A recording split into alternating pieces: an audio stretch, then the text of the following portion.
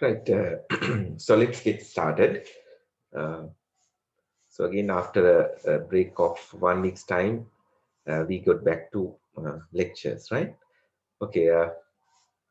So let's get started from where we stopped in the last class. So in the last class, we've been discussing about leases. So in that, we couldn't discuss about the operating lease part. We've been discussing about accounting in the books of Leso. In that, we finish the discussion of finance leases.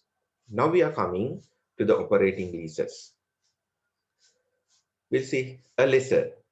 A lessor recognizes the lease payment from operating leases as income on either a straight line basis or another systematic basis. So as usual, even though the operating lease and finance lease classification is not there in the books of lessee, still that particular classification is there in the books of lessor. Lessor still need to classify the leases as operating and finance. So it depends on the extent of risk and rewards getting transferred from the lessor to the lessee. So if a particular agreement, a particular contract transfers significantly all the risk and rewards incidental to the ownership of the asset, then it's a finance lease. So the lease that does not transfer substantially all the risk and rewards, all the substantial risk and rewards to the lessee, it's an operating lease. So therefore, it depends on the extent of risk and rewards that is being transferred. So therefore, operating lease, you do not transfer significant risk and rewards to the lessee. So in that, when it comes to this particular kind of agreement, in the books of lessor, what they need to do, they need to simply recognize an income. So for an example, the lessor and the lessee enter into an agreement to rent out a particular building. Say it's for a period of 5 years. So in that, you can see that when it comes to the building, usually the useful life, economic life of this particular building, it may be like 20 to 30 years or even more than that. But when it comes to the agreement, it is just a period of 5 years that the lessor and lessee has agreed. So hence, it's a operating lease from the lessor's point of view. So in such particular arrangement, what lessor need to do is annually, they need to recognize the income. So at the end of the year, let's say that 1 million is being paid per annum. So in that, they can simply recognize 1 million as their income in each year. That's all what they have to do. So most of the time, you ended up recognizing the income on a straight line basis. Or sometimes there can be another systematic basis. So අපි operating lease එකට ආවම කොහොමද කරන්නේ? ඒක ලෙසෝට තියෙන පොඩි දෙයයි වාර්ෂිකව තමන්ගේ ආදායම අඳුන ගන්න ඕනේ. අපි හිතමු අවුරුදු 5ක ලීස් එකක් කියලා. එහෙනම් අවුරුද්දකට අපි හිතමු මිලියනය ගානේ මේ බිල්ඩින් එකට රෙන්ට් එකක් හම්බෙන්නේ. එහෙමනම් මිලියනය ගානේ අවුරුදු 5ක් අපි හඳුනගෙන යනවා ආදායම. Recognize cost including depreciation incurred in earning the lease income as an expense. And here, when it comes to that particular building is recognized in the books of lessor. The building is there because he's not transferring significant risk and rewards. Accordingly, the lessor need to depreciate the asset. Lessor need to depreciate the building as well. So therefore, they need to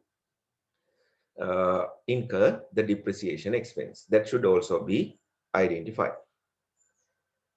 Add initial direct cost incurred in obtaining an operating lease to the carrying amount of the underlying asset and recognize those costs as an expense over the lease term on the same basis as the lease income. Here also you would likely to see that there would be initial direct cost. Initial direct cost in the sense, when you are entering into this contract, you might incur certain cost.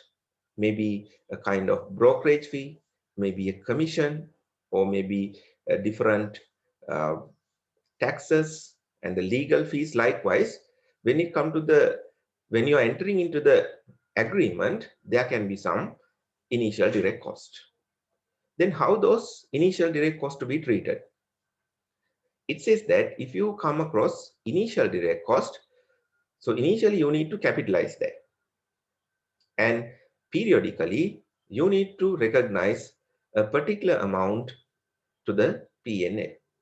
So for an example, when you are entering into the lease agreement, let's say you incur 100,000.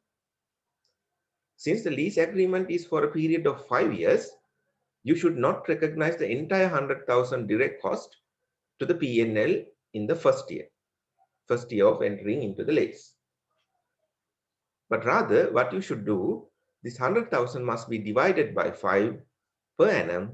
You should recognize 20,000, and that must be the treatment.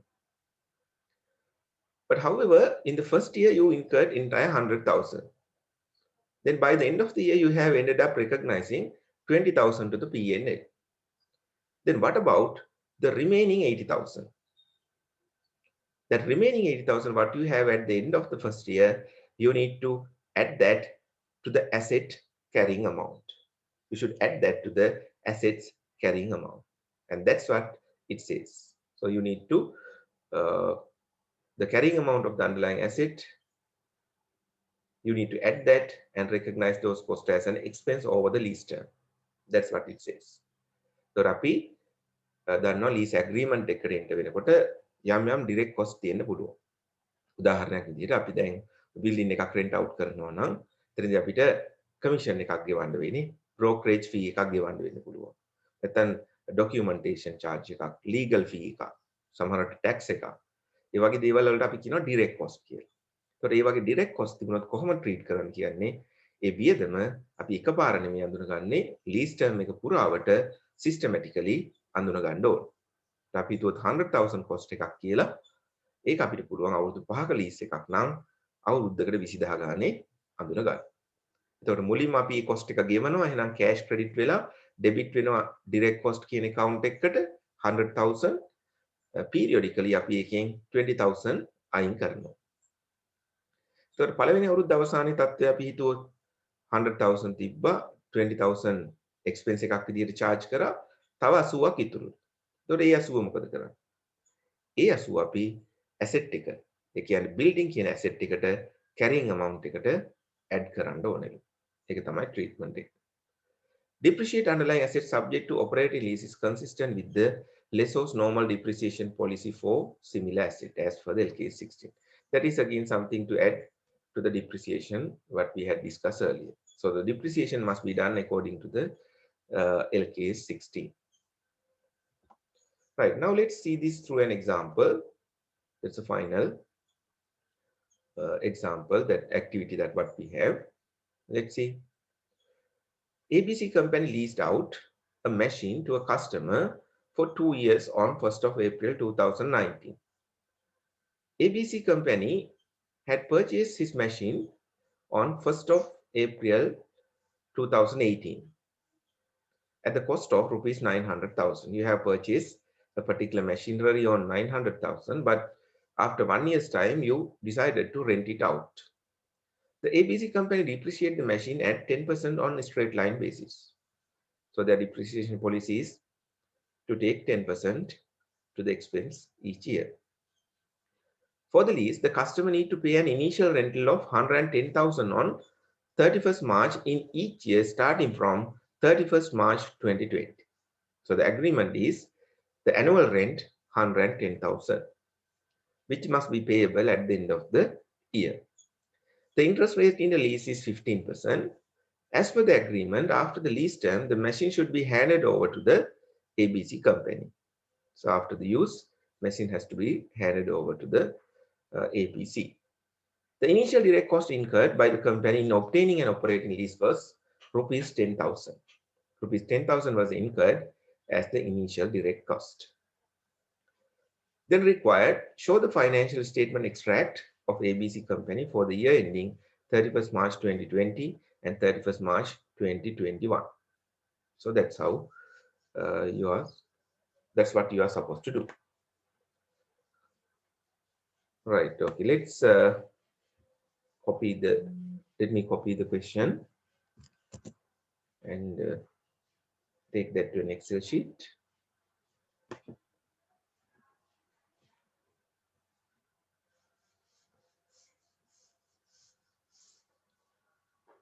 Right.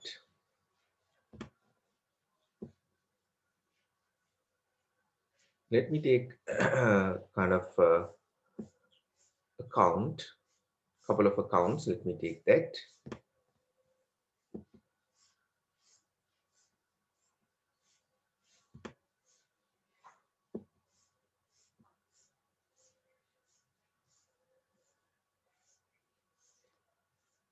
So let me take the first, the machinery account.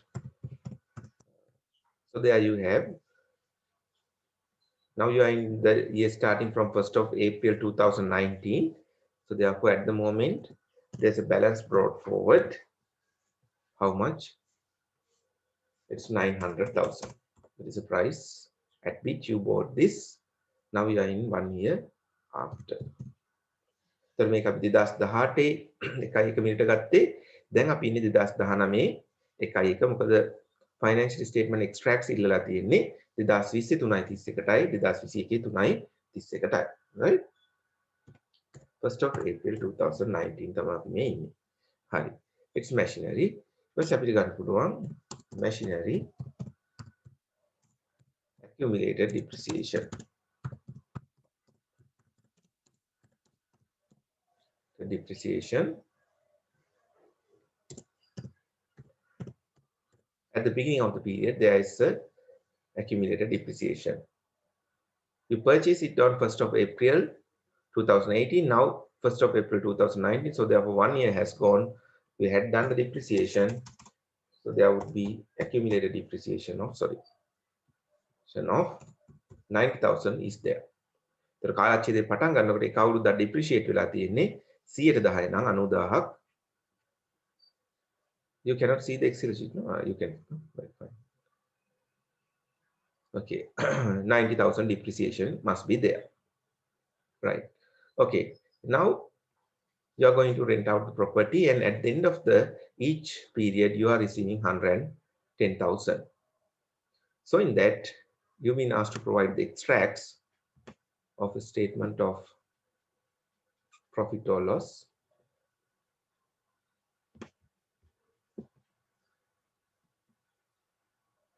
From to take extracts from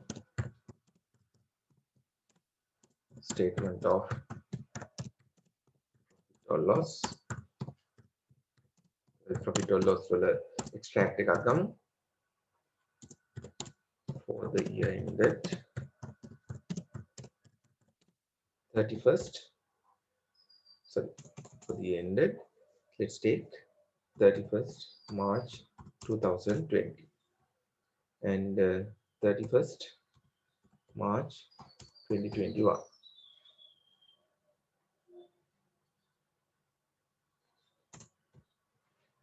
Okay, we get that. Similarly, you can get the extracts from a statement of financial position as well. Statement of financial position.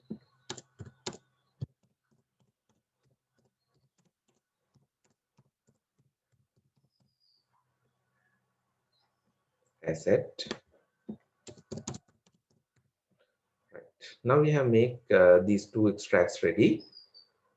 So you can work the things out together with me. Right. Now let's go to the lease income. So per annum you are receiving 110,000. Accordingly, your rent income you recognize 110,000 each year. So that's how you recognize the revenue. So on each year you recognize 110,000. Then you need to identify the depreciation.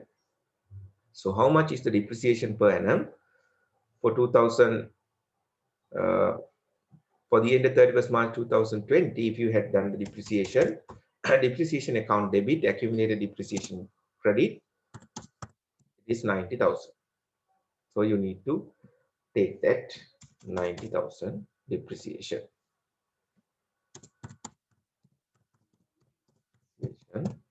You take that. Then at the end of the year, you can see that the balance carried forward is there. It's 180,000. Also, the machinery account balance carried forward 900,000. And also the question says that there's initial direct cost of 10,000. So how we are supposed to account for the initial direct cost?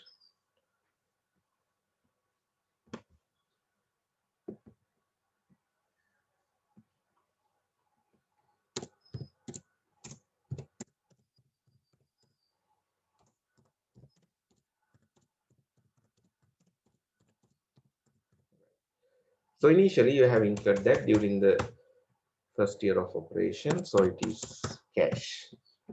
You enter into the lease agreement on 1st of April 2019. Probably on that date, you have incurred that initial direct cost. But you can see that this particular agreement is for a 2 years time, for a period of 2 years. So accordingly, what it was asked that on the same basis that you recognize the revenue, you need to recognize this initial direct cost to the P&L. So you recognize the rent income on a straight line basis. Hence, since it is 2 years time per annum, you can recognize 5,000. So therefore, in the first year, to the expense, you can take 5,000. Here you have 5,000, that is initial direct cost. Direct cost, you get 5,000. Now the first year is over, you can see that the balance carried forward is there. It is 5,000 is left. Then you come to the statement of financial position under the non-current assets. Under the non-current assets,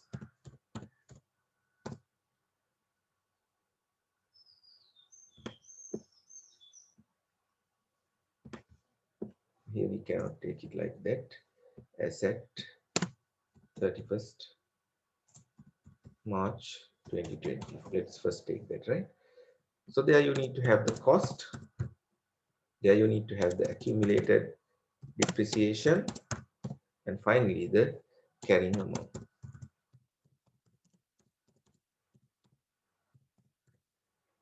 Must be there, right? Okay. How much is the cost? Machinery, you have 900,000, right? Since you've been asked to add this initial direct cost to the carrying amount, usually how we do that, we simply go and add this initial direct cost, the amount left at the end of the period, to this cost. So consequently, you would add 5,000, what is left in the initial direct cost account, to the cost. So with that, you can see the cost become 905,000. Then you take the accumulated depreciation 180,000. Then you can work out the carrying amount. Now you can see this initial direct cost, the unamortized component at the end of the period, has become part of the carrying amount. So that's what the standard says. This initial direct cost, the unutilized component, should be recognized in the carrying amount. So we have done accordingly, right? How we did? We take that 5,000 and add to the cost. 900,000 machinery, 5,000 is added, 905,000, right? Okay. That's what you do in the first year of operation. Now the second year begins. There you have 5,000 brought forward. So there is the last year of the lease. You receive rent income taken. Depreciation as usual. Here also the balance brought forward is there, 180,000. Per annum depreciation, 90,000 taken. You take the 90,000, and here we have the balance carried forward. It is 270,000. Asset, simply the balance brought forward, 900,000. The year ends, balance carried forward, 900,000.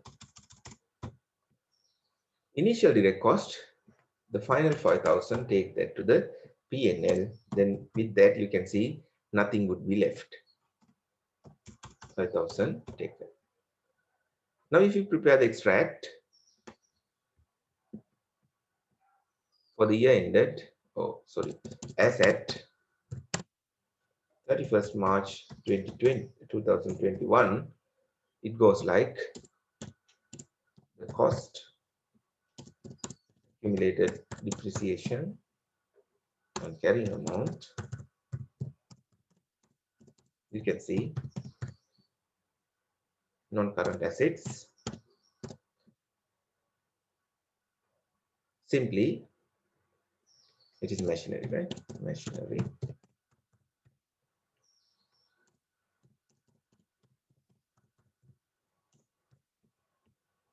Right. Now you can see nothing is left in the initial direct cost. The balance is 0, but the cost 900,000 is there. Accumulated depreciation 270,000. So consequently, the end of the third year, you can see that 630,000 is their carrying amount. So this is your complete extract as at 31st March 2021. Right. So that's it. That's all what is expected from you.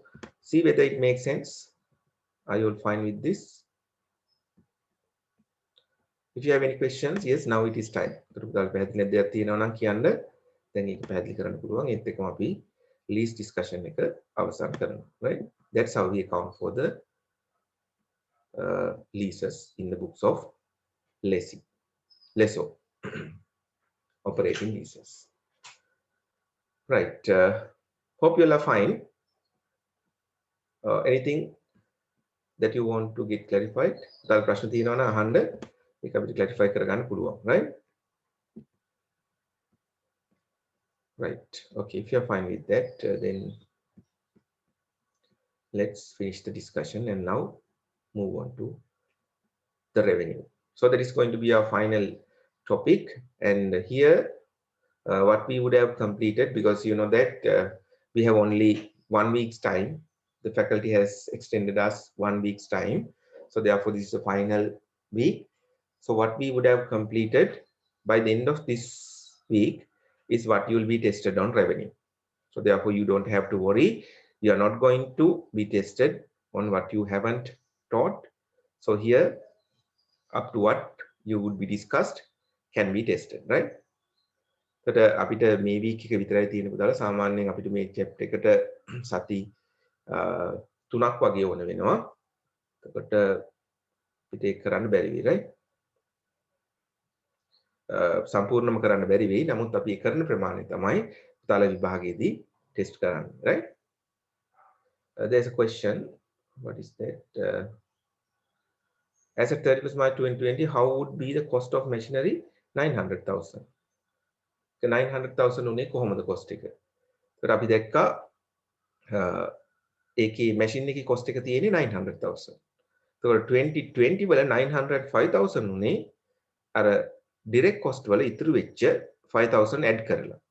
ඊට දෙවෙනි අවුරුද්ද වෙනකොට ඉතුරු ඒ unamortized component එකත් direct cost වල අපි P&L එකට charge කරා. ඒ නිසා අපිට 5,000 ඉතුරු උන්නේ නැහැ. Just to show you. මේ තමයි පුතා ප්‍රශ්න කරන්නේ. ඒතර අපි දැක්ක පළවෙනි අවුරුද්දේ කියන්නේ 2019 4/1කින් අවුරුද්දේ machinery එකේ cost එක 900,000 තමයි. depreciation සාමාන්‍ය විදිහටම සිද්ධ වුණා. 1.80 depreciate වෙලා තිනවා. 900,000 ආවා machinery account එකේ. හැබැයි ඒකට 5,000 add වුණා. ඒක ආවේ කොහෙන්ද? පළවෙනි අවුරුද්ද ඉවර වෙනකොට initial direct cost වල අපි භාවිතා කරපු නැති ප්‍රමාණයක් තිබුණා. නැත්නම් P&L එකට charge කරපු නැති component එකක් තිබ්බා 5,000. මොකද මේක ලීස් එක අවුරුදු දෙකක් යන නිසා initial direct cost එකපාරම P&L එකට අඳුරගන්නේ ඒ ලීස් ටර්ම් එක පුරාවට සිස්ටමැටිකලි තමයි අඳුරගන්නේ. එහෙනම් පළවෙනි අවුරුද්දේ 5000ක් තමයි charge කරේ P&L එකට. ඒක නිසා 5000ක් ඉතුරු වුණා. ඒ ඉතුරු වුණ 5000 කොහොමද ට්‍රීට් කරන්න කියලා තියන්නේ. ඒක carrying amount එකේ reflect වෙන්න ඕන කියලා කියනවා machinery එකේ. ඒකට carrying amount එක reflect කරන්නේ කොහොමද?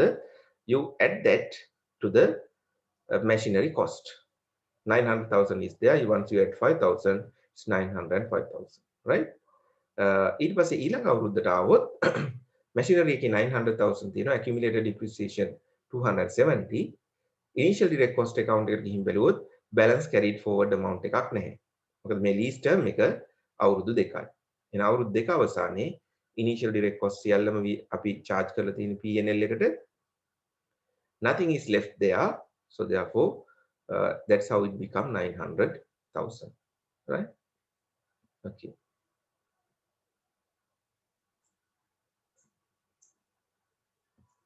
Right. Then what I was telling you, this is going to be the last topic, and what we would have completed by the end of this week, you would be tested, right? Okay. So let's try to do a considerable component of the revenue. Okay. So again, this is something pretty much important. You know, when it comes to the revenue standard, recently it has been updated. So probably what you had learned in your A level, maybe the LKS 18, the revenue, that is no longer there. That is no longer there. Instead, we have SLFRS 15, revenue from contracts with customers is there. One of the major reasons why this particular standard was revised, or an updated version of this standard was issued. You know, when it comes to the previous standard, what we had, the LKS 18. So it was initially issued in 1982, right? The LKS 18, the revenue standard was initially issued in 1982. But see how many years has gone. It is nearly 40 years time, right? So this standard had issued 40 years back, LKS 18. But when it comes to the today's environment, and the environment what you had in 40 years back has drastically changed, isn't it? So if you come to the today's business environment, and it is different from what you had in the past, or in fact what you had in the 40 years time. So therefore it is clear the standard but it was issued in 1982 is no longer suitable for the present context.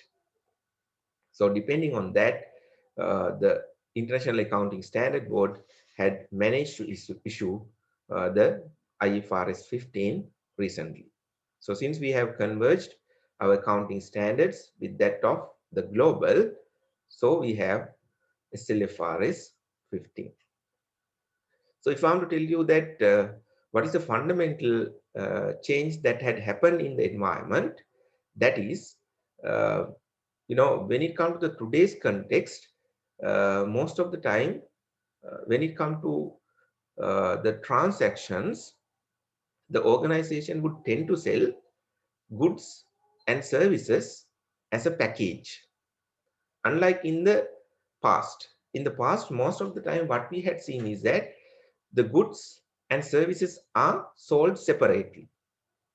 But in the today's context, you can see that there's no longer separation between these goods and services. All these goods and services would be sold as a kind of package, right?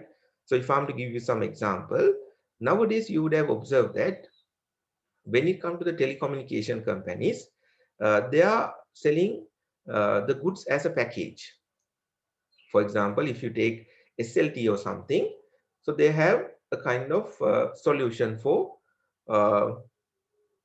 the facilities of calling facilities would be given, and also the POTV. So therefore, the solution for this entertainment is provided, and also Wi-Fi and all the internet access facilities, that is also sold. So therefore, they are selling their product as a bundle, right? So they have the calling facilities, they have the TV, entertainment, and also the internet facilities. So it is a complete package. So that is one example. If you take this telecommunication industry, they are going by the services and also the goods. So what are the goods they have? So that would be the components, the telephone, what they give, the pure TV, whatever the equipment that they provide, and the Wi-Fi routers, what they provide, those are the goods. And what would be the service? That is the service, the calling facility, the access to the different channels, and also the internet access facility. So those are the services. So in that, it is a kind of complete package.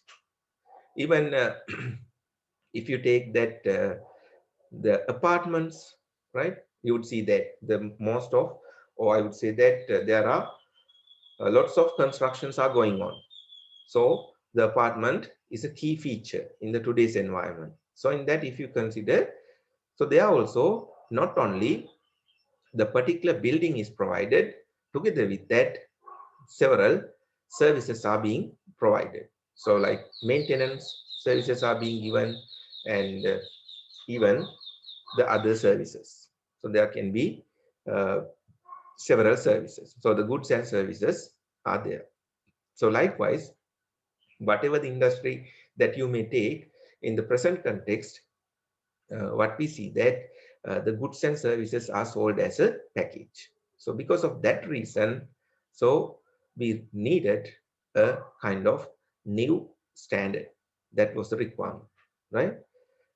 So අපිට පේන පුතාලා දැන් වර්තමානයේ අපිට LKS 18 නැහැ. ඒතර LKS 18 තමයි අපිට මුලින් තිබුණු ස්ටෑන්ඩඩ් එක. කියන්නේ මීට අවුරුදු 40කට වගේ කලින් තමයි මේ ස්ටෑන්ඩඩ් එක ඉෂුව වෙලා තියෙන්නේ. මුලින්ම 1982 තමයි ඔය LKS 18 කියන ස්ටෑන්ඩඩ් එක ඉෂුව වෙලා තියෙන්නේ. කොට අපිට පේනවා අද එන්වයරන්මන්ට් එක සහ මීට අවුරුදු 40කට 50කට එහා පැත්තේ තිබ්බ එන්වයරන්මන්ට් එක totally different. ඒකට මේන්ම ඩිෆරන්ස් එකක් මම කතා කරොත් සිද්ධ වෙලා තියෙන අපිට පේනවා වර්තමානයේ ආයතන විසින් තමන්ගේ ප්‍රොඩක්ට් එක දෙන්නේ පැකේජ් එකක් විදිහට. ඒ කියන්නේ බන්ඩල් එකක් විදිහට යන්නේ නේ. ඒකට ඒකේ ප්‍රොඩක්ට් එකක් තියෙනවා, සර්විස් එකක් තියෙනවා. නමුත් දැන් අතීතයේ අපි දැක්කොත් ගොඩක් ඒ වගේ අපි දැක්කේ සමහර ආයතන භාණ්ඩ ප්‍රොවයිඩ් කරනවා, සමහර ආයතන සර්විසස් ප්‍රොවයිඩ් කරනවා. නමුත් ප්‍රසන්ට් කන්ටෙක්ස්ට් එකේ ඒක වැලිඩ් නැහැ තවදුරටත්. ගොඩක් වෙලාවට ගොඩක් ආයතන භාණ්ඩ පැකේජ් එකක් විදිහට තමයි දෙන්නේ. දැන් උදාහරණයක් විදිහට අපි ගත්තොත් SLT වගේ සර්විස් ප්‍රොවයිඩර් කෙනෙක්. ඒකට අපිට පේනවා එයාලා ගාව තියෙනවා calling facilities තියෙනවා. ඒකට TV ඒකට pure TV තියෙනවා. එතනින් ගියාම internet facilities තියෙනවා. ඒකට මේ සියල්ලක්ම අර බන්ඩල් එකක් විදිහට තමයි එයාලා සෙල් කරන්නේ. ඒකේ ප්‍රොඩක්ට් එක තියෙනවා, සර්විස් එක තියෙනවා. ඉතින් ඒ වගේම අපි ගත්තොත් vehicle එකක් ගත්තත් ඒ vehicle එකත් අපිට පේනවා ඒ vehicle එක යනවා ඒහා බැඳුණු services තියෙනවා. ඒකට මේකත් package එකක්.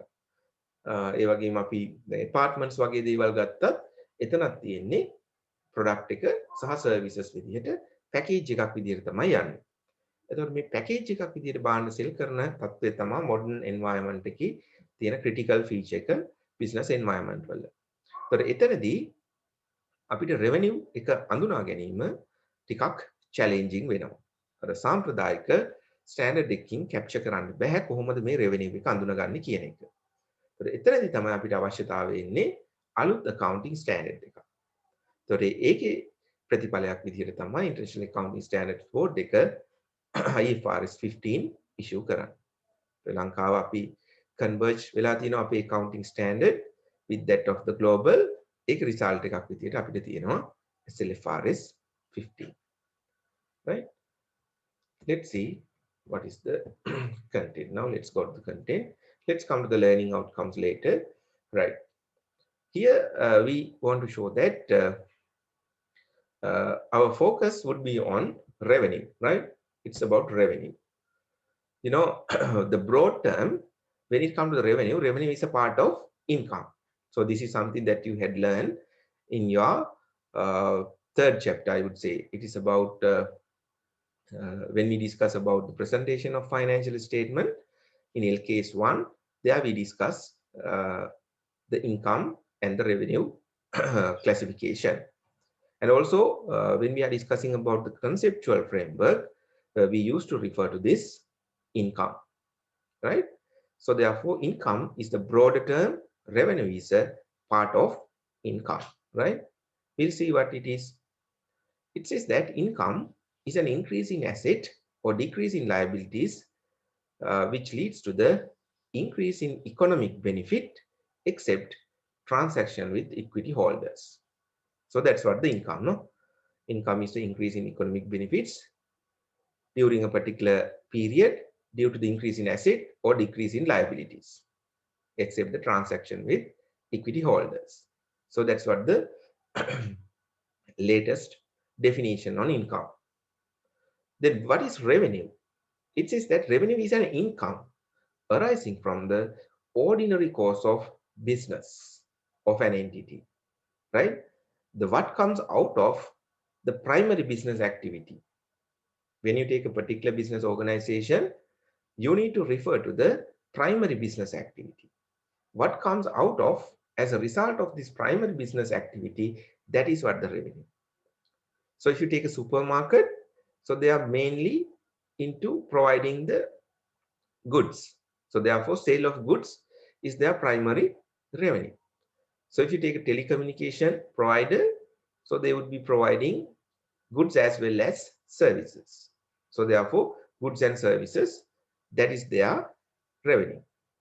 So likewise, if you take a kind of bank, mostly they are into services. So likewise, when you come to the revenue, revenue is what stems out from the ordinary business activity or primary business activity.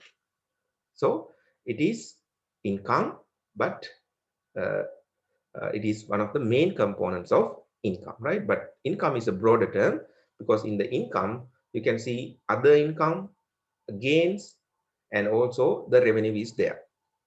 So therefore, income is the broader term, but revenue is major part of that, and that is something that comes out of as a result of the primary business activity.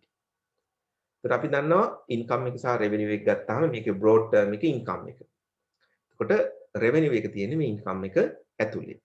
එතකොට revenue එක කියන්නේ මොකක්ද? ව්‍යාපාරයක ප්‍රධාන ආර්ථික කටයුත්ත ප්‍රතිඵලයක් විදිහට පැන නගින දෙයක්.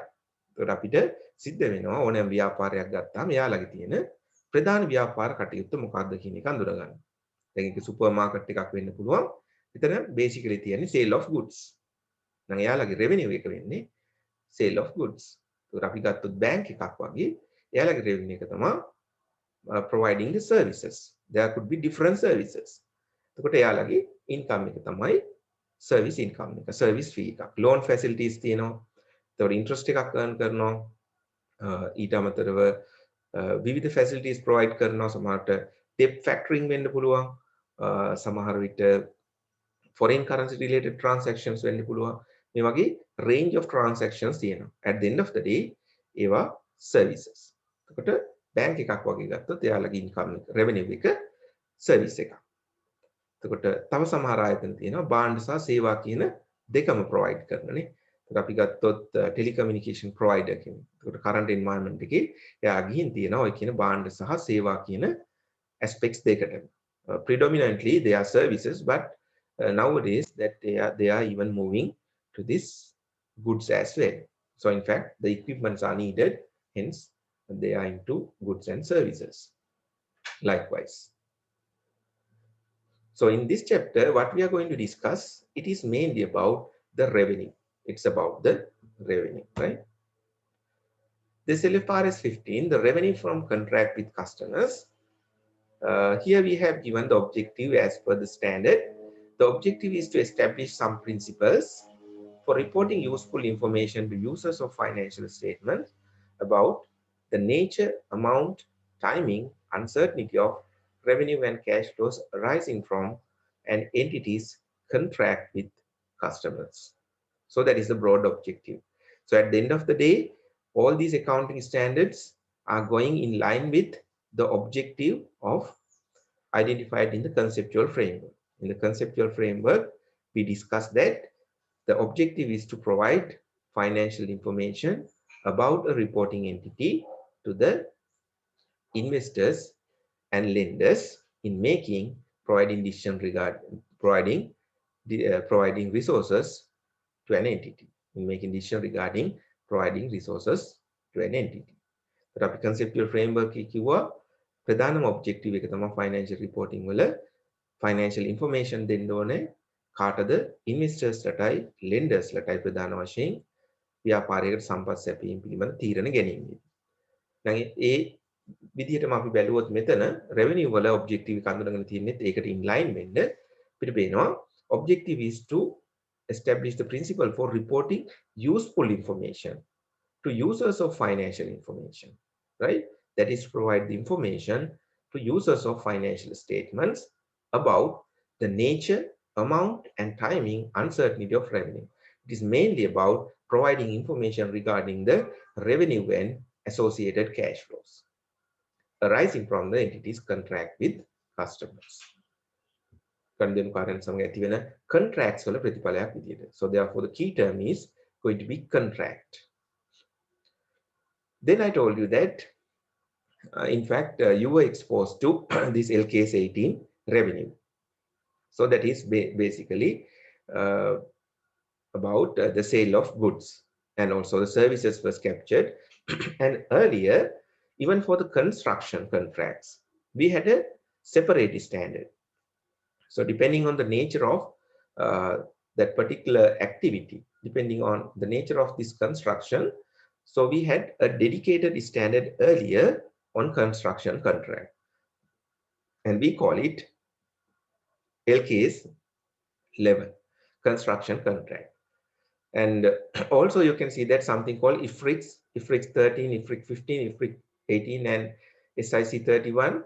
So these are what we call that the subsequent interpretation to the LKS 18. So you had the LKS 18 that is issued in 1982. Then time to time, when the development in the environment came into existence, so you had to issue new interpretation, right? And that's what we call the IFRIX, International Financial Reporting Interpretation Committee, right? IFRIX stands for that, International Financial Reporting Interpretation Committee. So they issued subsequent, what do you call that, interpretations time to time when different, in line with the changes that happen in the environment. So the good thing now is that you are not having any of this, right? You are no longer having any of this. Instead, the content of everything is now captured by one single standard, and that is called the SLFRS 15. So therefore, it's a comprehensive standard. It covers all these aspects, but it was discussed in different standards and also different interpretations, right? මේ SLFRS 15 එන්න කලින් ප්‍රධාන වශයෙන් standard දෙකක් තිබුණා. එකක් තමයි රෙවෙනිව් එක. ඒක පුතාලා A level වලදී කතා කරලා ඇති. ඊට අමතරව construction contract කියලා අපි construction businesses වලට construction contracts වලට අපි දැක්කා වෙනම ස්ටෑන්ඩඩ් එකක් තිබුණා. ඒකට entity එකක් constructions activities වල නිරත වෙනවා නම් ඒකට ඒක ඒ entity එක කොහොමද the construction revenues, so construction cost, අඳුනගන්න කියන එක තමයි ස්ටෑන්ඩඩ් එකකින් ඩීල් උනේ. ඒත් එකම අපි කිව්වා 1982 වගේ තමයි මේ revenue standard එක ඉෂුව කරේ. ඒතකොට ඒත් එක්කම environment එක කාලෙන් කාලයට වෙනස් වුණා. ඒතකොට මේ කාලෙන් කාලයට වෙනස් වෙනකොට ඒ වෙනස් වෙන අවශ්‍යතාවයන් මේ LKS 18 වලින් ඇඩ්‍රස් කරලා තිබුණේ නැහැ. ඒතකොට අපි ඒක පොඩි patchwork එකක් වගේ කාලෙන් කාලයට ඒ අවශ්‍යතාවය මත පදනම් වෙලා International Financial Reporting Interpretation Committee මේක ISB එකේ තියෙන එක ප්‍රධාන what do you call the committee එකක්. ඒකට මේ committee එකෙන් ඒ කාලෙන් කාලයට කොහොමද මේ කියන transactions වලට account කරන්න කියන එක, transactions are events වලට account කරන්න කියන එක කාලෙන් කාලයට කිව්වා. දැන් උදාහරණයක් විදිහට අපි පහුගිය කාලේ අපිට ගොඩක් ඇහුණු දෙයක් තමයි loyalty programs කියන එකනේ. අපි සුපර් මාකට් එකට ගියත් loyalty programs තියෙනවා. ඒකට අපි fashion store එකකට ගියත් loyalty program තියෙනවා. මේ වගේ යන එන සෑම තැනකම අපි දැක්ක loyalty program. ඒකට ඒ වගේ දේවල් කොහොමද අපි account කරන්නේ? ඒකට ඒක initially LKS 18 වල කතා කරලා තිබ්බේ නැහැ. ඒකට ඒක කොහොමද කරන්නේ කියන එක පසු කාලීනව interpretation committee එකෙන් ඔන්න guide එකක් දුන්නා. It's a guideline. ඒ වගේම තමයි කාලයක් ගිහිල්ලා කස්ටමර්ස්ලා කොහොමද මේ භාණ්ඩ ට්‍රාන්ස්ෆර් කිරීම ට්‍රාන්ස්ෆර් ඇසෙට් හුවමාරු කර ගැනීමකට කොහොමද account කරන්නේ. ඒකට ඒවා නිකුත් කරා. ඒ වගේම agreement for construction of real estate constructions වලදී කොහොමද කටයුතු කරන්න ඕනේ. barter transactions right. එතකොට අපි භාණ්ඩ හුවමාරු ක්‍රමයකට අපි කියනවා barter transaction. ඒ වගේ දේවල් වලට කොහොමද account කරන්නේ. මේ වගේ specific issues time to time ආව දේවල් address කරා පසු කාලීනව සිද්ධ වෙච්ච improvements එක්ක. ඒකට ඒවා නිකන් අර patchwork එකක් වගේ තියෙන standard එකට කොටස් එකතු වුණා. ඒක improve වීමක් වුණා. නමුත් අද වෙනකොට මේ කිසිම දෙයක් නැහැ. මේ සියල්ලක්ම වෙනකොට අපිට තියෙන එක comprehensive standard එකක්. ඒක තමයි SLFRS 15 කියන්නේ. Right now your life has made easy with one single standard captures everything. And if I'm to come to the essence, what is the essence of this revenue from construction contract? It is this 5-step model. The main change that was introduced in this standard is that they came up with a 5-step model for revenue recognition. The main standard එකේ තියෙන ප්‍රධානම දේ කො එක මොකක්ද කියලා ඇහුවොත් ඒක තමයි මේ 5-step model එක. right. ඒකට මේ standard එකේ කරපු ප්‍රධානම දෙයක් තමයි 5-step model එකක් දුන්නා introduce කරා revenue recognize කරන්න. මේක සරල කාරණාවක්. මේක අපි පියවරෙන් පියවර ගිහින් බලමු. මෙතන ලොකු දෙයක් නැහැ. ඒතර පොඩි කාරණාවක් තමයි තියෙන්නේ right. මේක පැහැදිලි කරගමු. ඒතර මේ standard එකේ සිද්ධ වෙච්ච ප්‍රධාන වෙනස තමයි 5-step model එක. අපි බලමු. An entity should recognize revenue to depict the transfer of promised goods or services to the customers in an amount that reflect the consideration to which the entity expects to be entitled in exchange for those goods or services. So it is simply putting, you must recognize the revenue in exchanging goods and services for a particular consideration. And that's what it is. So it's a kind of just a transaction. You may go and purchase a particular good from a supermarket, let's say. So in that, you are getting the promised goods or services, or the goods or services, and you are paying for that. And that is the consideration. So that is the simple story behind that, right? Here we are using the term promised goods or services and in exchange for a consideration. Right? So we have the 5 steps. We'll see what those 5 steps are. It says that when you are going to recognize the revenue from contract with the customers, the very first thing what you need to do is that you need to identify the contract with the customer, right? The most important thing is you must identify the contract with the customer. So both the business and the customer, you should enter into the contract, right? Whatever the good that you would purchase, whatever the service that you receive, there's a contract. The contract is not always in the written form, but still the contract can exist by way of oral, by way of implied, and even the written. So whatever it is, there must be a contract. Then in the contract, you need to identify the performance obligation. What do you mean by that? Performance obligation. You know that when it comes to a kind of contract, in the contract, you may, that is in sense a business, agree to provide certain goods and services, right? It may be goods or services, right? And that's what we call the performance obligation. යම් කිසි ගිවිසුමක් යටතේ ව්‍යාපාරය ලබා දීමට බැඳී සිටින භාණ්ඩ හා සේවා වලට තමයි අපි කියන්නේ performance obligation කියලා. right? එතකොට අපි හිතුවොත් යම් කිසි contract එකක් උදාහරණයක් විදිහට අපි ව්‍යාපාරයට අපි AC machine එකක් ගන්නවා. එතකොට මේ contract එක අපි ගත්තොත් එතන තියෙන promise goods and services මොනවද? එතකොට එතන අපිට පේනවා AC machine එක ගෙනල්ලා install කරන්න ඕන. එහෙමනම් ඔන්න customer සහ business එක අතර ඇති වෙච්ච contract එකේ තියෙන එක performance obligation එකක් තමයි the business should deliver or install the AC machine. Machine එක install කරනවා. That is one performance obligation. Then what is the second performance obligation? You know, having installed this particular AC machine, time to time, they need to service that. Maybe it's for a period of 1 year, or maybe it's for a period of 3 years, whatever it is. As per the agreement, this business should service that particular or provide the maintenance service to that particular machinery. And that is the second promise.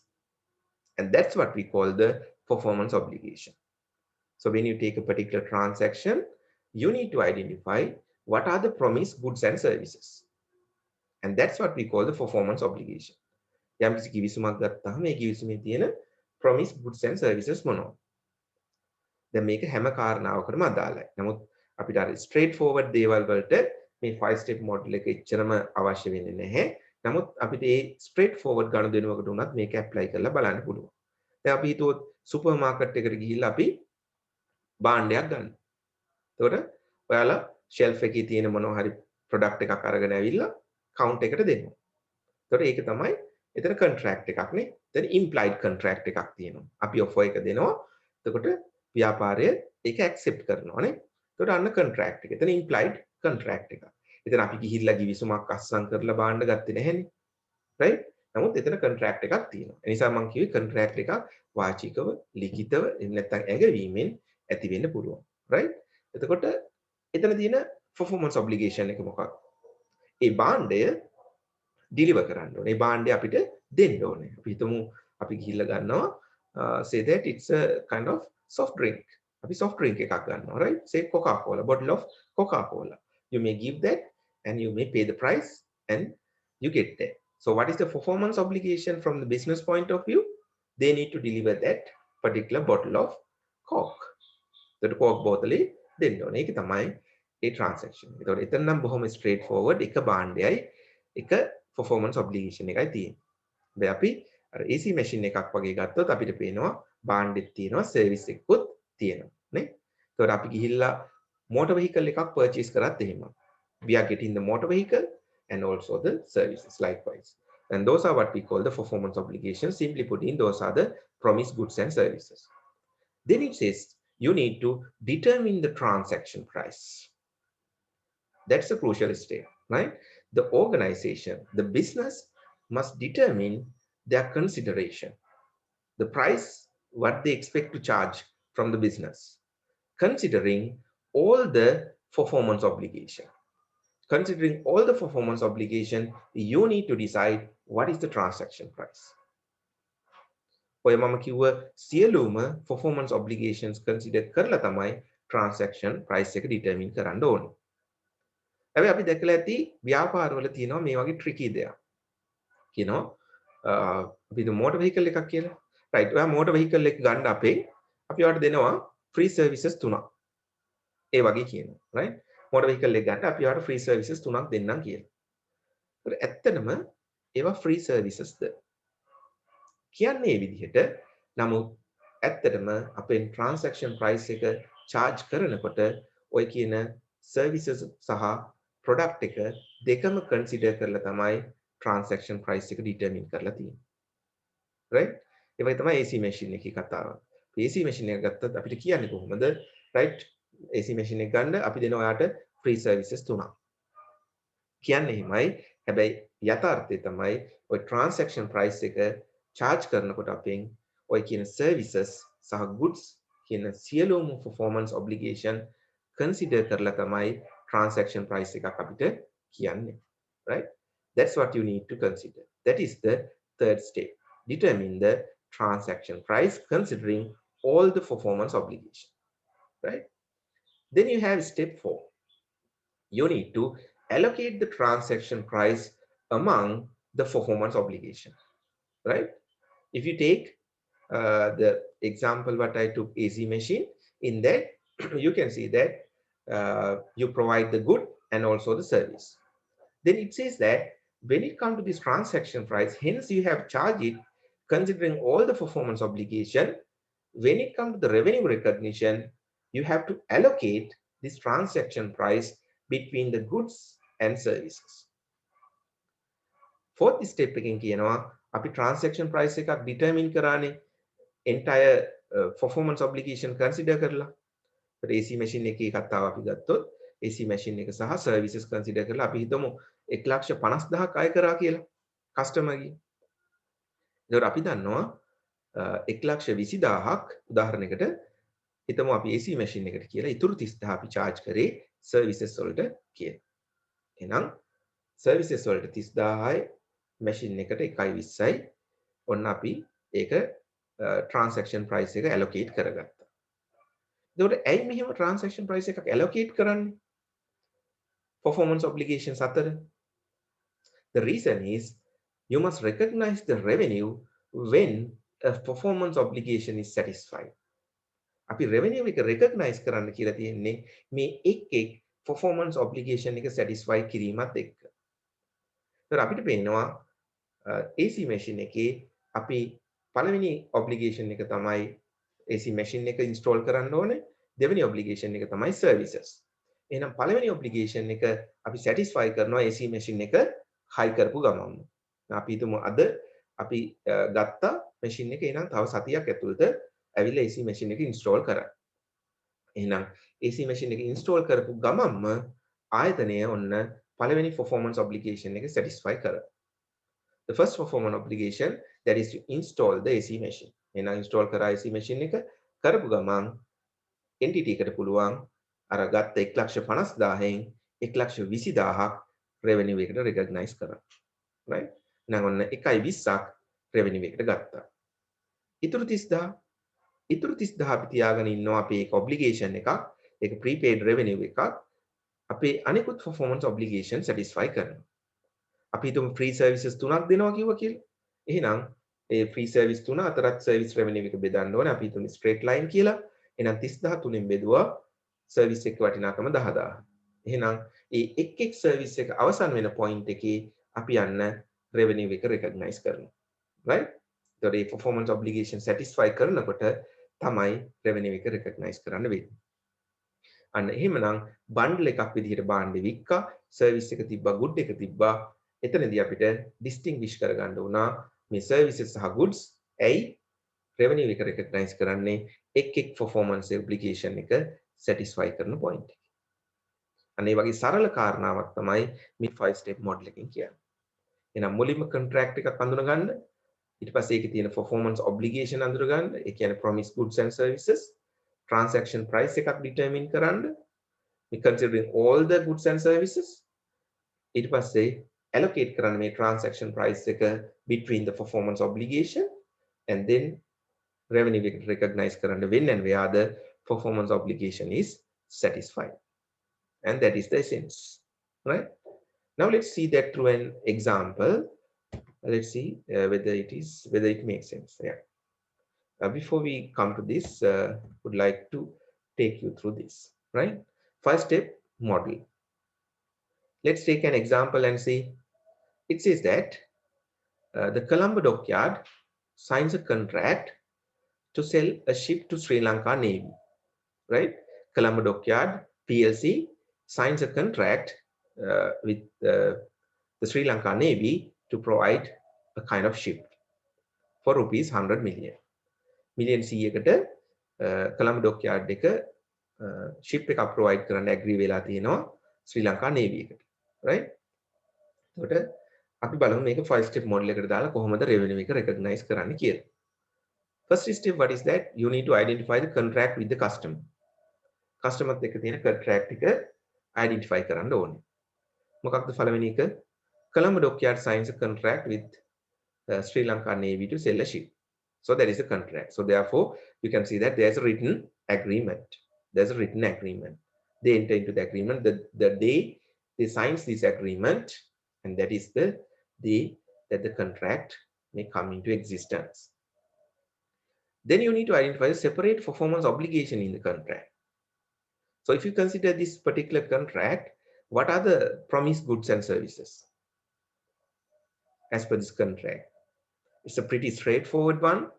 As per this agreement, all what the Colombo Dockyard PLC has to do is to build, to provide or to sell this ship. They need to sell a ship. That's it. So මෙතන තියෙන performance obligation මොනවද? මෙතන තියෙන්නේ එක performance obligation එකයි.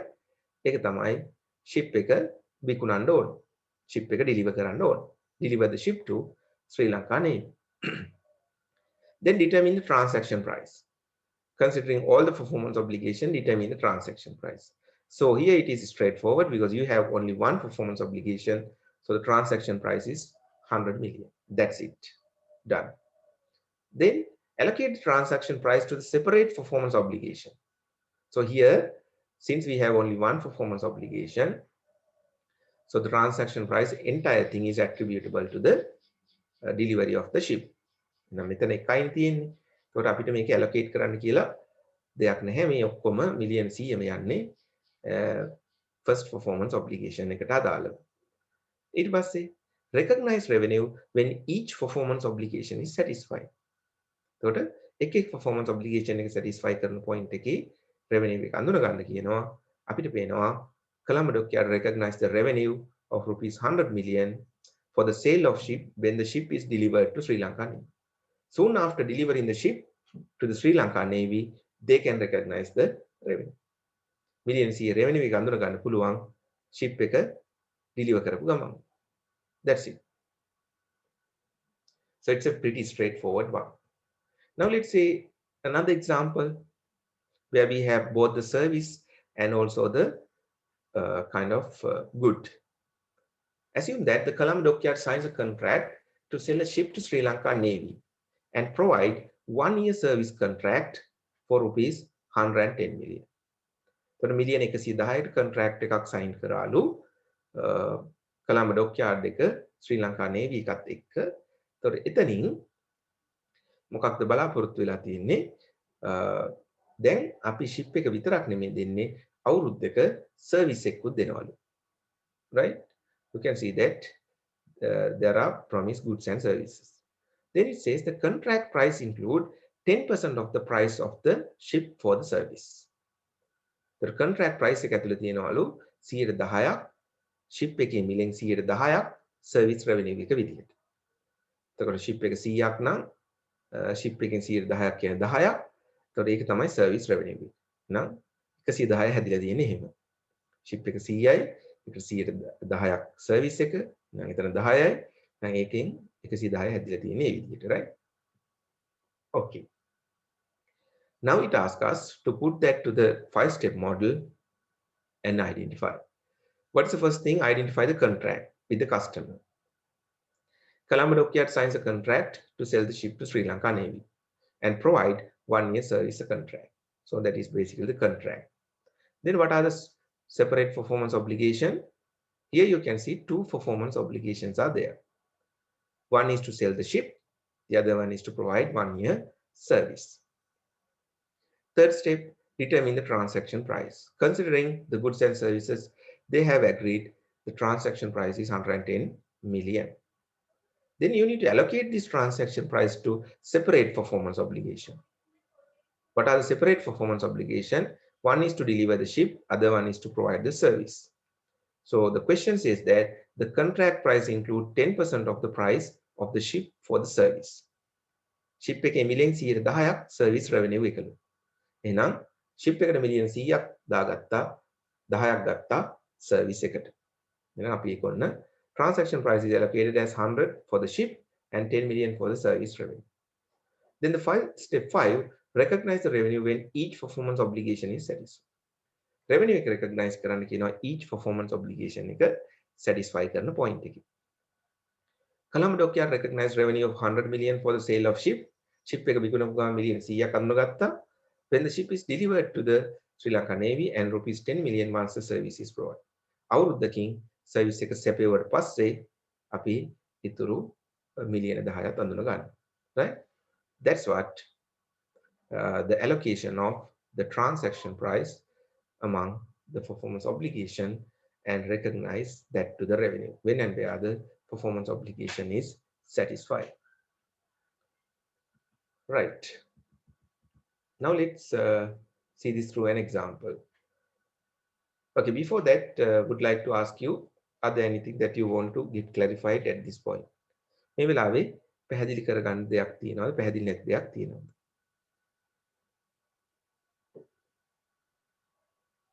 Would like to ask you. So there can be some questions. Yes, if you have it, you can come up with that.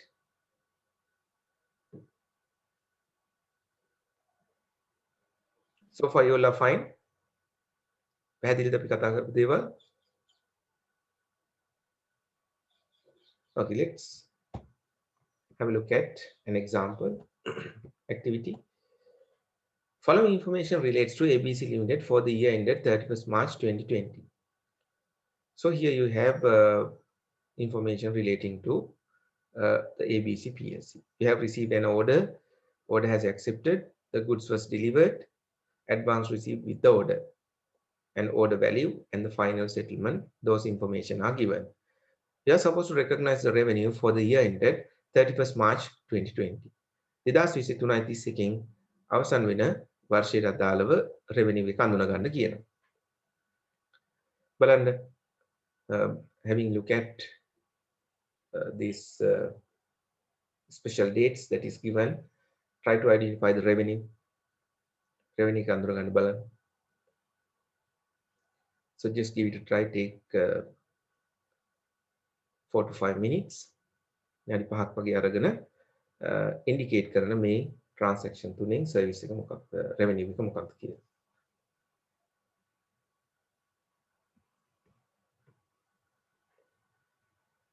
Yes, it says that you are not getting step 4 and 5. Let me explain, right? So when it comes to the step 4 and 5, it's about allocate the transaction price. So step 4 එකේ කියන්නේ transaction price එක allocate කරන්න කියලා.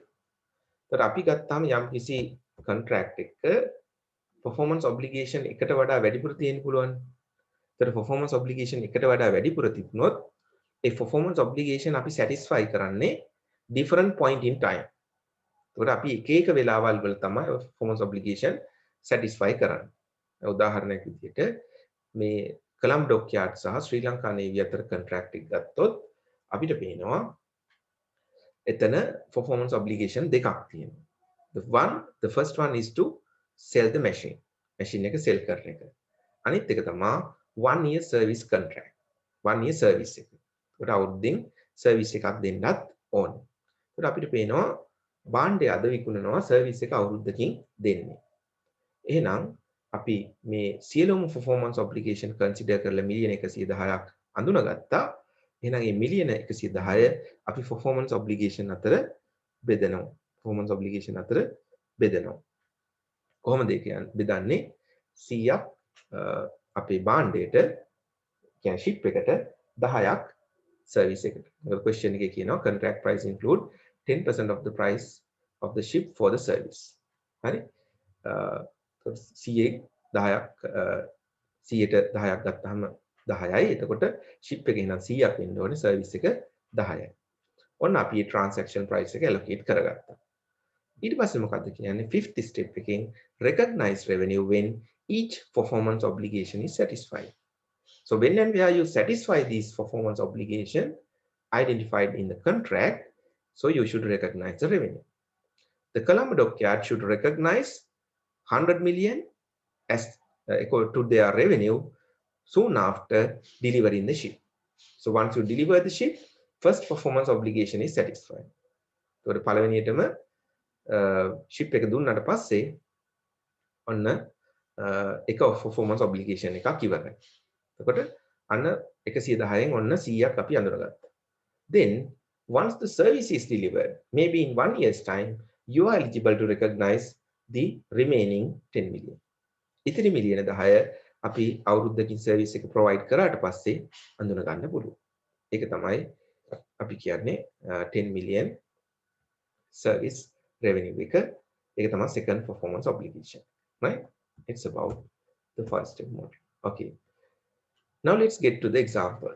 So give it a try. Take 4 to 5 minutes.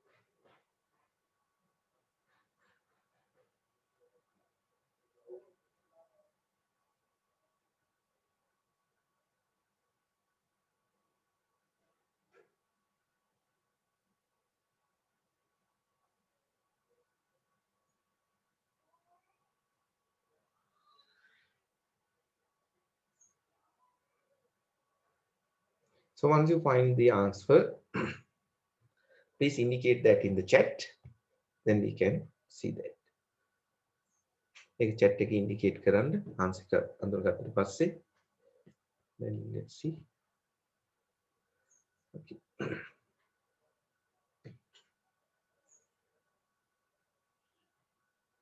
So the only criterion that you have to see when this performance obligation is satisfied. So let's look at one by one. If you take the first one, yeah, good. We'll see. Okay, revenue must be 250,000. 250,000. Okay, let's see. Good. The first one, you can see that order has received. So soon after receiving the order, can you recognize the revenue? No, you must recognize revenue only when the performance obligation is satisfied. It seems that it is for the goods. So therefore, once you deliver the goods, you should recognize the revenue. So therefore, on 2nd of 20th of February, you receive the order. Together with the order, you receive a kind of advance, 50,000, but it is not your revenue. But you can see that the goods delivered on 30th March. 30th March. So you have satisfied the performance obligation on 30th March. Accordingly, you can recognize this entire 250 to your revenue. So in the first contract, you can recognize the entire 250,000. That is your revenue, very correct. Then the second one, you have received the order on this date, but you have delivered the goods that is not in the current financial year. So therefore, it is not relevant for the period. But there you do not have anything, right? You haven't received any advance or something. And third one also, you satisfy the performance obligation on 26th of April. So again, for the year, there's no revenue. But you have received a kind of advance payment.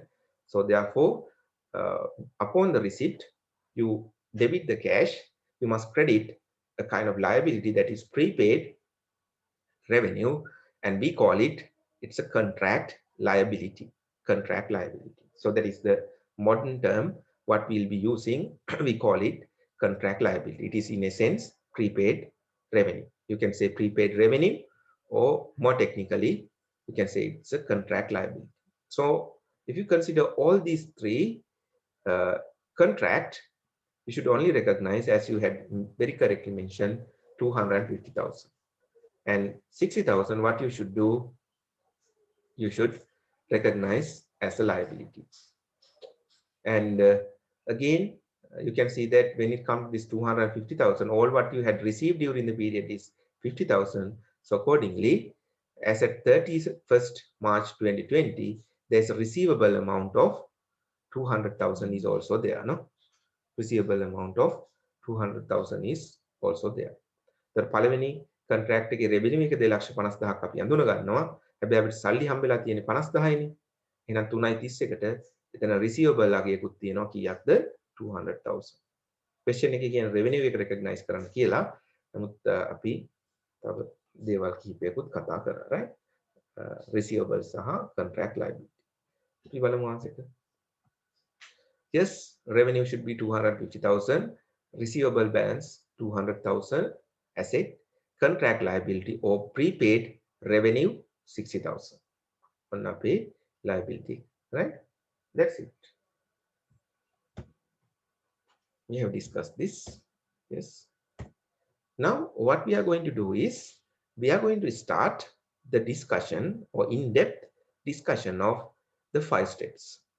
දැන් අපි මොකක්ද කරන්න යන්නේ? මෙතන ඉඳලා අර step පහකින් අපි briefly discuss කරානේ. ඒ steps පහ එකින් එකට අරගෙන මේවා ඇතුලේ තියෙන දේවල් තව ටිකක් ගැඹුරින් සාකච්ඡා කරන්න යන්නේ, right? We are going to discuss about the 5 steps. Starting from the first step, it's about identify the contract with the customer, right? Here the most important thing is it's about contract. We'll see. It says that a contract is an agreement. You know, in order to have a contract, there must be at least 2 parties, right? So it's basically an agreement between 2 or more parties that creates enforceable rights and obligation. Even you have discussed this when it comes to the leases as well. There also we discuss about a contract between the lessor and the lessee. So it's a contract. And here also what we have is it's a contract between the customer and the business. So therefore, when it comes to a contract, it's all about rights and obligation. You have the rights and obligation.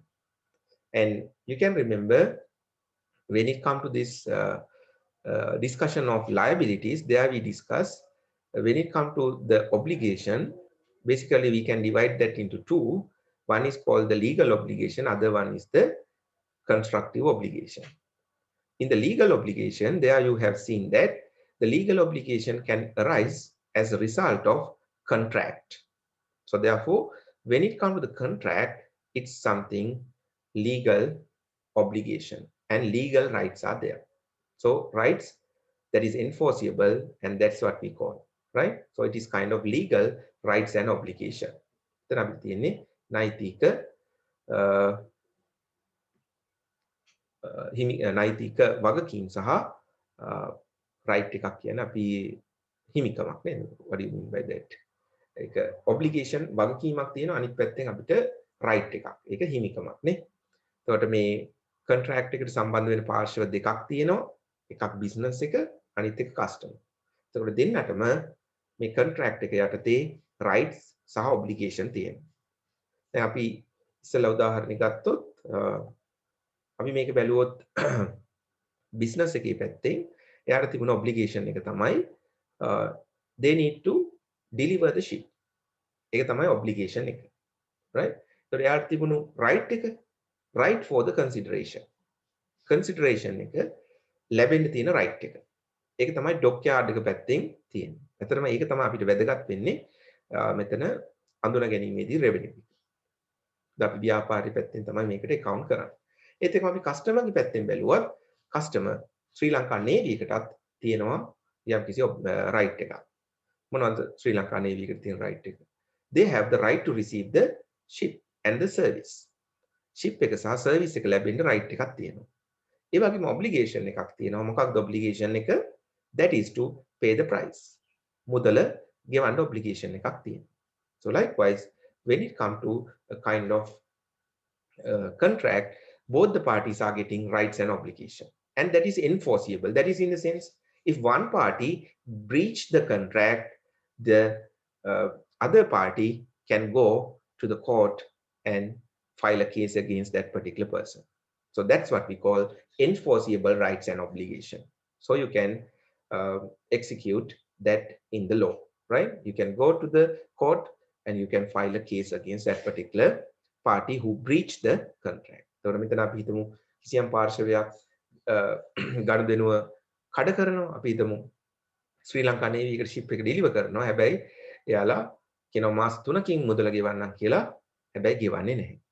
ඒතකොට ඒ වගේ දෙයක් තිබුණොත් Colombo dockyard එකට පුළුවන් ගිහිල්ලා case එකක් file කරන්න against ශ්‍රී Lanka නේවි.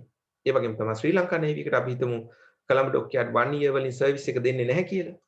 service එක දුන්නේ නැත්නම් they can uh, go to the court and they can file a case. So that's what we call the enforceable rights and obligations. Yes, rights අපි කියනවා අයිතිවාසිකම් නේ. Thank you very much, right? එතකොට rights අයිතිවාසිකම් obligations වගකීම්, right? Okay. A contract can be written, oral or implied by an entity's business practice. So when it comes to the contract, you would see that when it comes to the kind of large scale transaction or the transaction that involve a significant consideration, most of the time those contracts would go as written. And there can be some kind of contract where the consideration is a comparatively low amount. So in that, it can be even oral or even it could be kind of implied. Tapi transactions වලට එනකොට transactions වලට එනකොට contracts වලට එනකොට contract එකක් ගොඩක් වෙලාවට written තියෙනවා ඔය transaction එකේ තියෙන amount එක ගොඩක් significant නන්නේ. ඒතකොට ඒක මිලියන ගණන් වලින් සිද්ධ වෙන transaction එකක් නම් ඔන්න contract එක ටිකක් written තියෙන්න පුළුවන්. එහෙම නැත්නම් අපි හිතමු සුපර් මාකට් එකට ගිහිල්ලා අපි භාණ්ඩයක් මිලට ගන්නවා. එහෙම නැත්නම් ඒ වගේ පොඩි වටිනාකමක් තියෙන දෙයක් නම් එතනදී අපි written contract එකක් නැහැ. ඒක oral වෙන්නත් පුළුවන්. එහෙම නැත්නම් implied වෙන්නත් පුළුවන්. So ඒක depend වෙනවා the nature of the transaction and the materiality of the transaction, right? සමහර transaction තියෙන material නැහැ. නමුත් ඒකේ nature එක අනුව amount එක material නැහැ. නමුත් nature එක අනුව ඒක material. So depending on the materiality, I would say, so the transaction can be in the form of written, right? Then when it comes to this contract, so there are certain criteria that must be satisfied. So in order to say, in order to claim that there is a contract with the customer, it needs to ensure that both the parties have signed the contract. So that is in the sense both the parties have read the contract carefully and they have signed the contract. So the contract එක පාර්ශ්ව දෙකම sign කරලා තියෙනවා. So පාර්ශ්ව දෙකම sign කරපුවාම තමයි contract එක approve වෙන්නේ, right? The parties committed to perform their respective obligation. So as I told you that earlier, when it comes to the contract, both the parties are having rights and both the parties are having obligation. So therefore, both the parties should commit to perform their respective obligation. The Sri Lanka Navy should commit to make the payment, and also the Colombo Dockyard should commit to provide the service. Entity can identify each party's right regarding the goods or services. And again, one part of the story is obligation, on the other part, it's about the right. The entity can identify each party's right. So when it comes to the entity, they have a right for the consideration. When it comes to the customer, they have a right for the goods or services, or the goods or services, yes. Then entity can identify the payment terms. So also the payment terms must be specified. Say for an example, the contract would say that having purchased this machine, the customer is getting a kind of credit period of 3 months to settle the outstanding. givisime තියෙනවා බාණ්ඩේ මිලට අරගෙන මාස 3ක ණය කාලයකට හිමිකම් කියනවා customer. එතකොට මේ ණය කාලයේ අවසානයේ තමයි payment එක කරන්න ඕනේ. It's a payment term, right? Something like that. Entity can identify the payment terms. Then the contract has commercial substance. ගනුදෙනුවට තියෙන්න ඕනේ commercial substance. We are talking about the give and take relationship. It's not just the one-sided. It's not just giving, or it's not just getting. It's about a give and take, give and get, right? So that is what the commercial transaction. You are deliver the goods, in return you are getting the consideration. Then it says it is probable that the entity will collect the consideration, and at the point when you're entering into the contract, there must be a kind of assessment by the business, and the business, it should be probable that they will collect this consideration. එතකොට entity එකට මේ consideration එක collect කරගන්නවා කියලා probability එකක් තියෙන්න ඕන. එතකොට එතනදී consider කරන්න වෙයි. ඒතකොට transaction එකේ අපි සමහරට mention කරන price එක නෙමෙයි අපි collect කරන්න බලාපොරොත්තු වෙන්නේ. උදාහරණයක් විදිහට so especially if you considering this particular environment, say that you had done some transaction with a kind of country who got severely affected with this uh, COVID-19. Say that you sold some goods to China or something. So say 6 months back, you sold some goods to China and you need to collect some money from China. But having faced this situation, depending on the environmental situation, sometimes you might assess, though it was said that, though it was quoted that the transaction is for 100 million, $10 million, let's say, dollars 10 million, but you may know that depending on the environment, the particular customer who is in China may be able to pay only 8 million or something. So if you have a kind of reasonable assessment as such, then you must recognize your revenue not 10 million but 8 million. but අපි මෙතන මේ probability එක කියන්නේ consideration එකකට මේ වගේ තත්ත්වයක්. දැන් පිටුම අපි පහුගිය කාලේ අපි චයිනා වලට භාණ්ඩ වික්කා කියලා. ඒතර අපි මේ චයිනා වල ඉන්න අපි හිතමු අපේ garments ටිකක් අපි මේ විකුණන්නේ. ඒතර මිලියන 10ක transaction එකක්. ඒතර මේ මිලියන 10 transaction එකේ අපිට පේනවා මේ COVID එකත් එක්ක ඒ entities struggle කරනවා, ඒ businesses struggle කරනවා.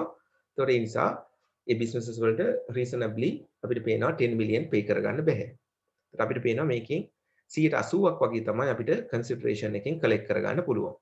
ඒතර අපි හිතමු එතන මිලියන 8ක් තමයි අපිට reasonably පේන්නේ probable කියලා consideration එක අපිට collect කරන්න පුළුවන්.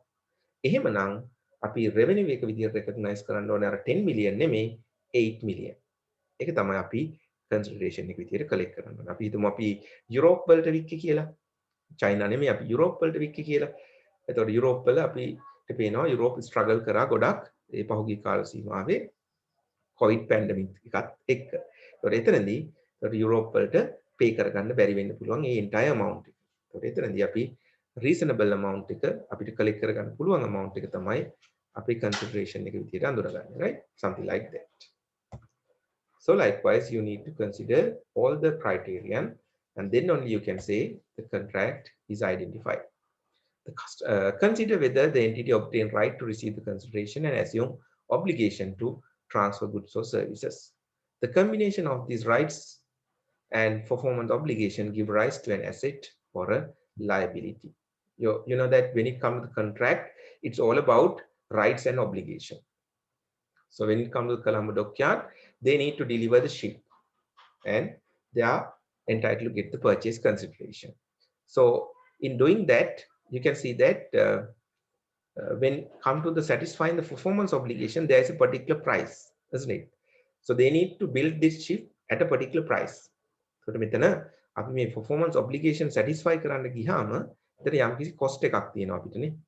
ඒකට අපි කොළඹ dockyard එක ගත්තොත් ඒ කොළඹ dockyard එක ඔය ship එක build කරනවා. right? ඒතකොට මේ ship එක build කරනවා එහෙම නැත්නම් import කරනවා. ඒතකොට එතනදී cost එකක් තියෙනවා. අපි හිතමු මේ cost එක මිලියන 6යි කියලා. මිලියන 6 මිලියන 60යි කියලා. මිලියන 60ට ගත්ත එක තමයි අපි මිලියන 100කට විකුණන්නේ. ඒත් අපිට පේනවා මේ performance obligation එකට අපිට cost එකක් තිබ්බ මිලියන 60ක්.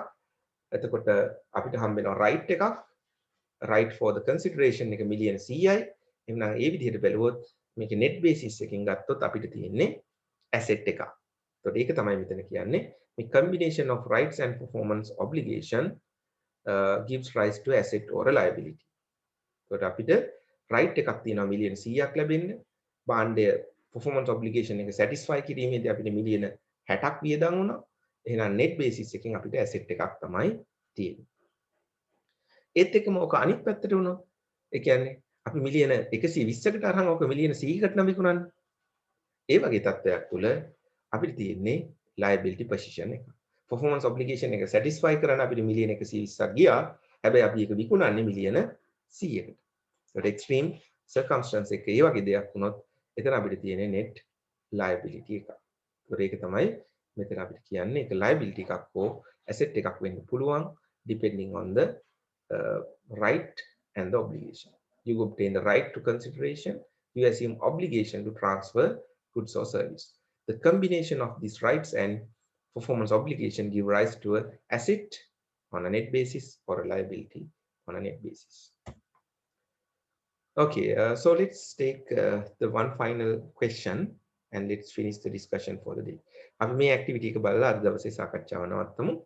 තව විනාඩි 5ක් අරගෙන බලමු. Right? On February 1st, 2020, Anun PLC presented a proposal to transfer a machine for rupees 5 million to JK Holdings. Arun PLC එක proposal එකක් ඉදිරිපත් කරාලු machine එකක් sell කරන්න JK Holdings ලට. එතකොට JK Holdings ලට proposal එකක් දෙනවා, quotation එකක් දෙනවා machine එකකට. On March 1st, 2020, after 1 month's time, the JK Holdings accepted the proposal. JK Holdings මේ අපි දුන්න proposal එක accept කරලා enter into the contract with Arun PLC. Arun PLC එක්ක contract එකට enter වෙනවා. As per the contract, the Arun PLC requires to transfer the machine on April 30th, 2020. ගිවිසුමට අනුව අප්‍රේල් 30 machine එක deliver කරන්න ඕන. And JK Holding is required to pay the full contract price on May 31st. So 1 month credit period එකක් දීලා May 31 එක ගෙවන්න ඕනලු මේ machine එකට JK Holdings. Machine එක හදන්න cost එකක් ගිහින් තියෙනවා. Cost of the machine is 3.5 million 3.5ක් ගිහින් තියෙනවා. Then the question is that did a contract exist between Arun PLC and JK Holdings on February 1st, 2020? Explain. Okay. Now you can indicate your answer in the chat. What do you think? Is there a kind of contract on 1st of February 2020? Dedas we say February 1st contract එකක් තියෙනවද? නැද්ද? Is there a contract or not?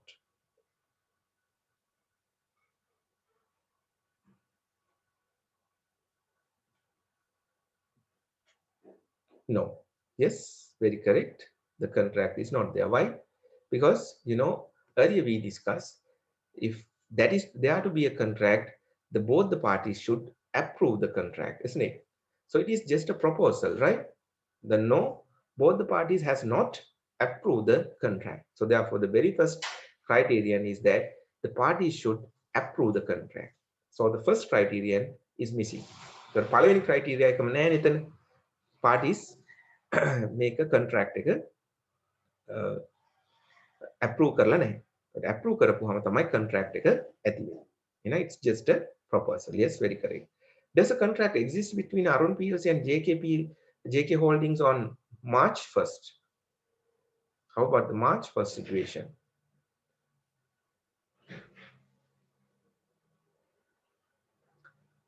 Yes. Is there a contract? Yes, we'll see. Yes, very correct. So there the question says that specifically, yes, on March 1st, the JK Holding accept the proposal and they have entered into the contract. Both the parties have approved the contract. Both the parties have approved the contract on 1st of March. So then the contract come into existence. It is there. What is the value of the right of the Arun PLC upon the acceptance of the contract by JK Holdings? So what is the right that the Arun PLC is getting once this contract came into existence? As per the contract, what is the right that the Arun PLC is having? Arun right එක මොකක්ද? As per the contract, what is the right that the Arun PLC is having? The contract එකේ අපි දන්නවා rights සහ obligations දානවා each party එකට. අරුන්ට තියෙන rights මොනවද? JK Holdings වලට තියෙන rights මොනවද? අරුන්ට තියෙන obligations මොනවද? JK Holdings වලට තියෙන obligations මොනවද කියන එක. ඒතර මෙතනින් අහන්නේ what is the value of the right of the Arun? අරුන්ට තියෙන value right එකේ value එක මොකක්ද? What is the value? And right එක කියන්නේ right එකත් එක්ක value. Yes, they have a right for the consideration and they have right for the consideration. What is the value? That is 5 million. The right එක තමයි right for the consideration එක ඒ right එකේ value එක තමයි 5 million. Yes. Then it asks, what is the performance obligation of Arun PLC upon the acceptance of the contract by JK Holdings? Performance obligation එක මොකක්ද කියලා අහන්න. අරුන්ට තියෙන මේ contract එකට අනුව අරුන් PLC එකට තියෙන performance obligation එක කීයද? ඒත් එක මම අහන්න කැමති ඒ performance obligation එකේ වටිනාකම කීයද කියලා.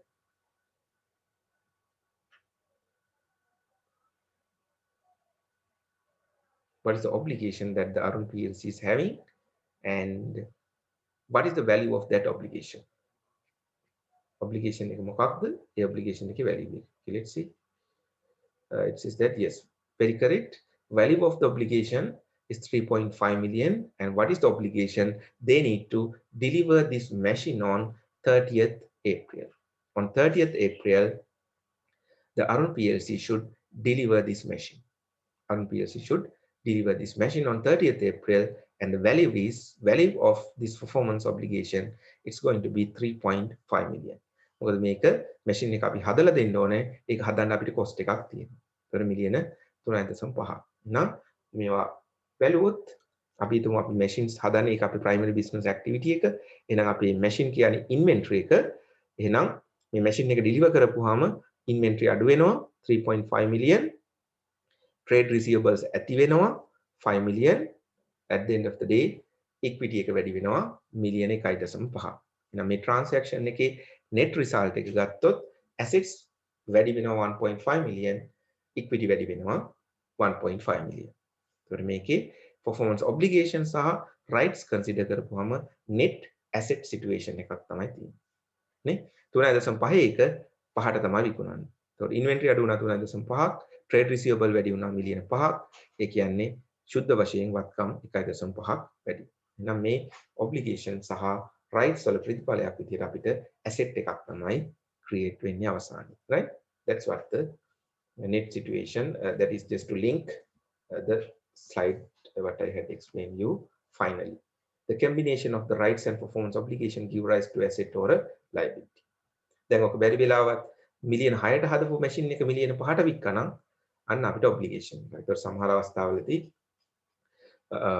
තියෙන්න පුළුවන් impairment තියෙන්න පුළුවන් assets වලට damages වෙන්න පුළුවන්. ඒ වගේ විවිධ කාරණා හින්දා අපිට cost එකට වඩා අඩුවෙන් විකුණන්න වෙන අවස්ථා තියෙන්න පුළුවන්. ඒකට ඒ වගේ දේවල් ප්‍රායෝගිකව තියෙනවා. ඒකයි අපි මේ දෙපැත්තක්ම කතා කරන්නේ. Yes, these are the answers. No agreement, and the agreement is there to receive 5 million and obligation to transfer the machine. That's it. Okay. Then the next class onwards we'll be taking the second step, and onwards we'll be discussing, right? Okay, for the day, yes, it is good enough. So now let's stop the discussion. And in fact, you requested me to upload this video recording. Yes, definitely I'll be uploading that. Even the last class discussion I had uploaded. The පහුගිය lecture එකත් මම upload කරලා තිබුණා. ඒක අපි folder එකක් create කරලා දාලා තියෙන්නේ. ඒකේ බලන්න it is there, right? And this lecture is also I'm going to upload under under this week, right? Okay. So with that note, so thank you very much. So we'll stop our discussion. See you in the next class.